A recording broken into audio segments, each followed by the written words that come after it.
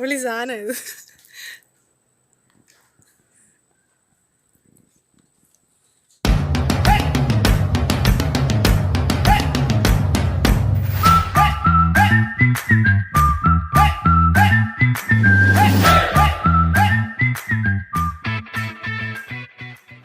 അപ്പോൾ lockdown fried rice ഉണ്ടാക്കാനുള്ള ഒരു 2 ക്യാരറ്റ് ഞാൻ അരിഞ്ഞ് വെച്ചിട്ടുണ്ട്. പിന്നെ ആവശ്യത്തിന് കുറച്ച് ക്യാബേജ്, പിന്നെ ബീൻസ്, പിന്നെ കുറച്ച് പച്ചമുളക്, പിന്നെ ഒരു ചെറിയ സവോള ചതുര കഷ്ണങ്ങളായിട്ട് അരിഞ്ഞത്, പിന്നെ കുറച്ച് മല്ലിയില.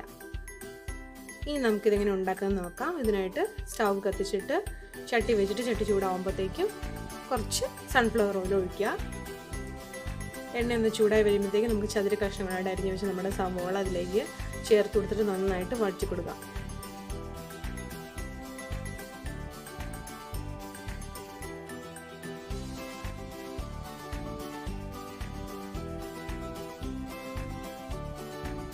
സവാള നന്നായിട്ട് വഴന്ന് വരുമ്പോൾ നമ്മൾ അരിഞ്ഞ് വെച്ചിരുന്ന പച്ചമുളക് ഇതിലേക്ക് ആഡ് ചെയ്യാം. ഞാനിപ്പോൾ ഒരു 2 വറ്റൽമുളകും കൂടി അതിനകത്ത് ചേർത്തിട്ടുണ്ട്.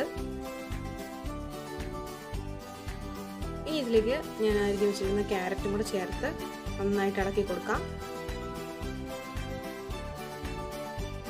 ക്യാരറ്റൊക്കെ ചെറുതായിട്ട് വാടി വരണം. ഇനി ഇതിലേക്ക് നമ്മൾ അരിഞ്ഞ് വെച്ചിരുന്ന ബീൻസും കൂടെ ചേർത്തിട്ട് നന്നായിട്ട് ഇളക്കി കൊടുക്കാം. ഈ ബീൻസും ക്യാരറ്റും കൂടെ നന്നായിട്ട് വഴന്നു വരുമ്പോഴത്തേക്ക് ഇനി നമുക്കതിലേക്ക് നമ്മൾ അരിഞ്ഞു വെച്ചിരിക്കുന്ന കാബേജ് കൂടെ ചേർത്ത് കൊടുക്കാം. ഇതെല്ലാം കൂടെ നന്നായിട്ടൊന്ന് മിക്സ് ചെയ്ത് കൊടുക്കുക.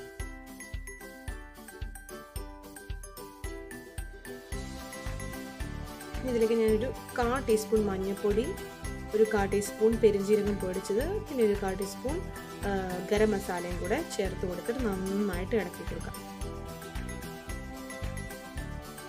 ഇപ്പോൾ 1/2 ടീസ്പൂൺ കുരുമുളക് പൊടിയും കൂടെ ഞാൻ ചേർത്ത് കൊടുത്തു. നമുക്കെല്ലാം കൂടെ നന്നായിട്ടൊന്ന് മിക്സ് ചെയ്തെടുക്കാം. ആവശ്യത്തിന് ഉപ്പും കൂടെ ചേർത്ത് ഇളക്കി കൊടുക്കാം. നമ്മൾ ഇതിലേക്ക് കുറച്ച് സോയാ സോസ് ആഡ് ചെയ്ത് കൊടുക്കുകയാണ്. ഒരു 2 ടേബിൾ സ്പൂൺ സോയാ സോസ് മതിയാവും.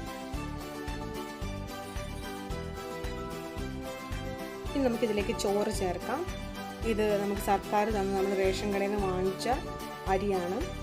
അപ്പോൾ ഇത് 30 മിനിറ്റാണ് ഇതിൻ്റെ വേവ്, പ്രത്യേകം ശ്രദ്ധിക്കണം. പിന്നെ ഉപ്പിട്ടാണ് ചോറ് വേവിച്ചെടുത്തത്. ഇപ്പം നന്നായിട്ട് ഈ മസാല എല്ലാം അതിലേക്കൊന്ന് പറ്റാൻ വേണ്ടിയിട്ട് നന്നായിട്ട് മിക്സ് ചെയ്ത് കൊടുക്കാം. ഇനിയിപ്പോൾ ഞാനിവിടെ 1/2 നാരങ്ങ ഒന്ന് മുറിച്ച് ഒന്ന് പിഴിഞ്ഞ് കൊടുക്കുകയാണ്. ഇതിലേക്ക് ആവശ്യത്തിന് മല്ലിയിലയും കൂടി ഇട്ട് നന്നായിട്ട് ഇളക്കിയെടുക്കാം. അങ്ങനെ നമ്മുടെ ലോക്ക്ഡൗൺ സ്പെഷ്യൽ ഫ്രൈഡ് റൈസ് ഇവിടെ റെഡി ആയിട്ടുണ്ട്. അങ്ങനെ നമ്മുടെ lockdown special fried rice ready ആയിട്ടുണ്ട്. അപ്പോൾ ഞാനിവിടെ കൊണ്ട് പപ്പടം വെച്ചിട്ടുണ്ട്, സാലഡ് വെച്ചിട്ടുണ്ട്. ഇനി നമുക്ക് കഴിച്ച് ട്രൈ ചെയ്ത് നോക്കാം. അതിന് മുമ്പ് നമ്മുടെ ചിക്കൻ കറി വരാനുണ്ട്. നല്ല അടിപൊളി ചിക്കൻ കറി അതിലേക്ക് ഒഴിക്കാൻ പോവാണ്. നമുക്ക് കഴിച്ച് ടെസ്റ്റ് ചെയ്ത് നോക്കാം. ചിക്കൻ കറി ഒഴിച്ചിട്ടുണ്ടോ?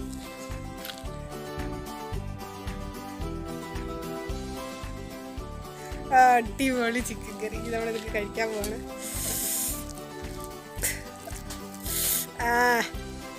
വിളി സാധനം ഇത്.